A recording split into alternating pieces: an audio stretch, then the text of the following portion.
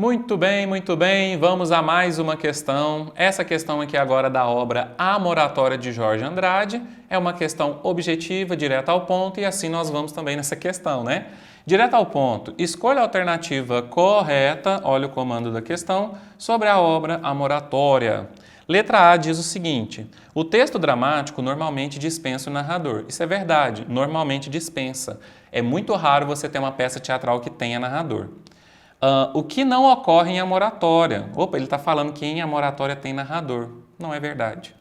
Embora o diálogo seja elemento determinante essencial, é uma obra narrada em terceira pessoa? Não. É uma obra dramática, como a maioria delas, em que a história ela vai sendo, entre aspas, narrada, contada, por meio dos diálogos, principalmente, dos monólogos, correto? Letra B. No início do primeiro ato, há a preocupação do dramaturgo em direcionar o trabalho dos profissionais do teatro, sugerindo pormenores do cenário. A variedade dos 5 diferentes planos, são 2, lembra disso? Em cada um dos 3 atos que constituem a peça, aparentemente pode discutir o entendimento do enredo, mas no final da obra o que se verifica é uma adequação perfeita, uma verdadeira unidade de sentido. Bom, a gente percebe aqui alguns problemas na letra B, no que diz respeito ao que acontece ali na leitura da obra, né? Há as rubricas que existem lá, que é esse direcionamento, né? Que são as orientações cênicas. As rubricas ali da peça teatral Moratória, elas são realmente extremamente detalhistas, bem descritivistas mesmo, que sugere muitos pormenores do cenário. Eles são importantes, esses detalhes, né? Um palco é mais alto que o outro, é necessário que em um lado você tenha um galho vivo, né? de jabuticabeira, né? Da árvore da jabuticaba, e o outro seco, né? A mobília, a máquina de costura que tem que estar à frente, em primeiro plano, em um dos lados do palco, né? Então isso realmente é verdade. E aí ele conta uma mentira aqui, que já deixa, né, a alternativa incorreta, que fala que tem 5 planos, e há 2 planos, né? E fala de atos. E aí é uma peça teatral que a gente não percebe essa diferenciação de atos, né? Quando você pega o livro, a obra, né? Você vai observar o que ali? Você vai observar... Eu estou pegando aqui a obra. Você vai observar aqui na obra, né, que não há a divisão de atos, só plano. Há uma alternância entre um plano e outro. Segundo plano, primeiro plano, segundo plano, primeiro plano. Então, há alternância, não há divisão em atos.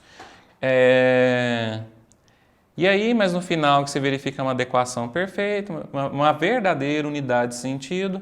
Olha só, a gente vê ali que é uma unidade de sentido, mas que ela é, em alguns momentos, caóticas. Há cenas em que ocorre nos 2 planos ao mesmo tempo. Gera uma certa confusão, mas é um entrelaçamento temporal, certo? Então, a gente percebe aí que a letra B não há como a gente marcar como correta. Letra C, embora o tema mais abordado seja a questão da posse de terras, olha, é abordado muito isso, a posse da terra, como se fosse um direito eterno, né? Não importa que o Joaquim ele tenha feito muitas dívidas, né, e não a tenha pagado, ele acreditava que aquilo ali tinha que ser dele, porque era do pai dele, era do vô dele, e era direito sagrado. O tema religião tem papel definitivo na obra? Não. Apesar de alguns momentos você notar a religiosidade, ela compõe o quê? As características culturais daquela família e daquela sociedade. Só. A personagem Joaquim, materialista e ateu, não se fala que ele é ateu, é vencido pelo amor à esposa, Helena, tornando-se alguém mais moderado, inclusive incentivando. Ele se torna alguém mais moderado, sim. A gente percebe isso que ele...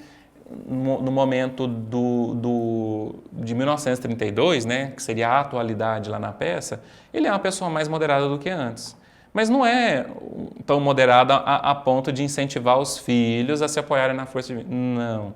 Né? Letra D, o texto dramático contém elementos básicos da narrativa. Contém? Contém. Fatos, sim.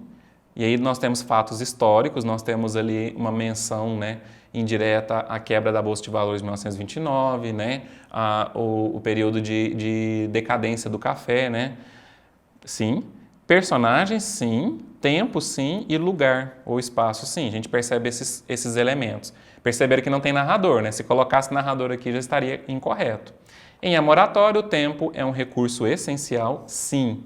Ele é muito importante, a gente percebe na formatação ali dos dois planos. Visto que revela mudança radical e definitiva na vida dos personagens, perfeito, né? A mudança é radical nos personagens, no seu status social, né? Nas suas características psicológicas. O tempo ali, aqueles 3 anos, né, que há entre um plano e outro, é muito decisivo e definitivo na vida dos personagens. Então, letra D, questão objetiva, direta, requer a leitura da obra, sempre falo isso em todas as questões, né? Requer a leitura da obra e uma análise assim, né, atenta a esses pequenos detalhes, ok?